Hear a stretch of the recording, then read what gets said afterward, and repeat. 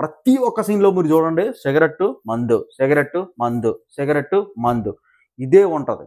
Mutton ముక్కలు నరుక్కుంటూ కనకరాజు ఎంత రాడ్డు తీసుకెళ్ళి మన దాంట్లోకి పెట్టాడా? ఫ్రెండ్స్ ఈరోజు ఈ వీడియోలో మీకు నేను కూలీ మైనస్ పాయింట్లు ఏంటి? మన తెలుగు రివ్యూవర్స్ అందరూ కూడా కూలీ మీద ఎందుకు పడుతున్నారు?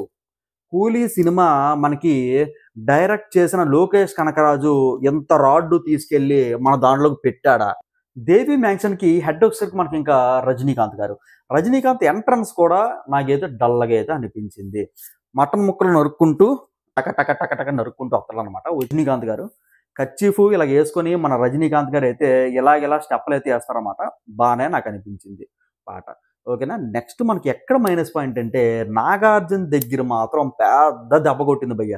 నాగార్జునని డ్రింక్ చేస్తున్నట్లుగా, సిగరెట్ తాగుతున్నట్లుగా, అడ్డొస్తే చంపేసినోళ్ళగా ఈ 3 సీన్‌లే ఉంటాయి అతనికి.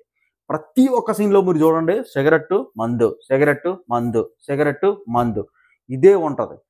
నాగార్జున గారిని అసలు ఎలివేట్ జైలే అవుతుంటాయన్నమాట. Repeated scenes. రిపీటెడ్ మామూలు రిపీటెడ్ కాదు. ఇంకా శోభిని గారి గురించి మాట్లాడాలంటే శోభిని గారు నాగార్జున ఎంటర్ అయినప్పుడు శోభిని గారు మధ్యలో దూరిపోతారు. నెక్స్ట్ ఐటెం మనకి సాంగ్ ఉంటది. సిప్ మీద మౌనిక మౌనిక సాంగ్ ఉంటది. ఆ సాంగ్‌లో కూడా మన శోభిని గారు దూరిపోతారు. అలాగే మనకి రజనీకాంత్ వచ్చినప్పుడు కూడా శోభిని గారు దూరిపోతారు. అలాగే మనకి శృతి హాసన్ వచ్చినప్పుడు కూడా శృతి హాసన్ మధ్యలో దూరిపోతారు. ఉపేంద్ర గారు వచ్చినప్పుడు కూడా శోభిని గారు దూరిపోతారు.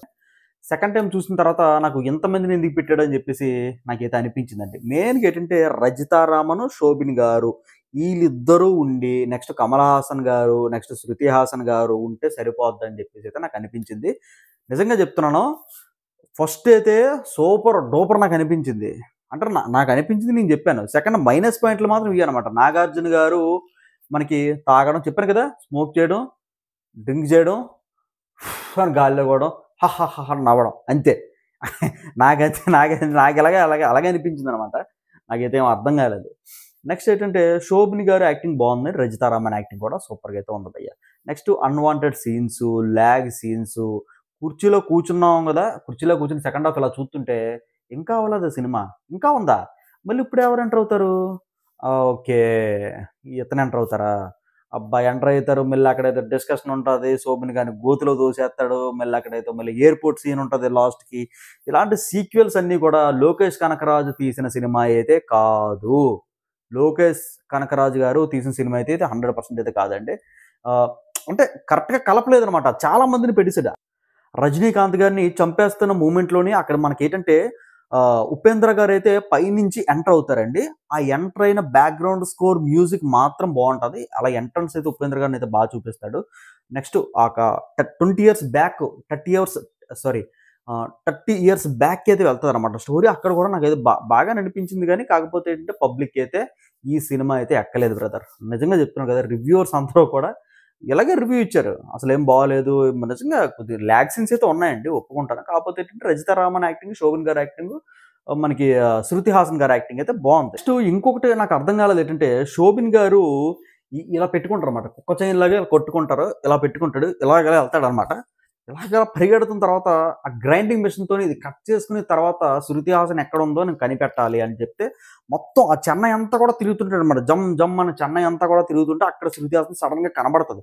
ఆ సడెన్‌గా ఎలా కనబడిందండి ఎవడికి అర్థం కాలేదు. అదొక పెద్ద మైనస్ పాయింట్ అనమాట. నీకు సినిమా అంతా కూడా ఇలాగే ఉంటాడనమాట. ఈ కుక్క చైను ఇది. ఈ కుక్క చైన్ ఇలా పరిగెట్టుకొని వచ్చేస్తాడనమాట. ఆడే కొద్దిగా నాకేంటంటే ఎలివేట్ అయ్యాడు అంతే. కొద్దిగా ఫోకస్‌గా ఏంటంటే నాకు శోభిన్ గారే కనిపించారు అంతే. నెక్స్ట్ ఏంటంటే మన రజితారామన్. మనకి 'కూలీ' మూవీ మీరు చూసుకున్నట్లయితే తిన్ని లైన్ అండి. పాయింట్ చాలా చిన్నది.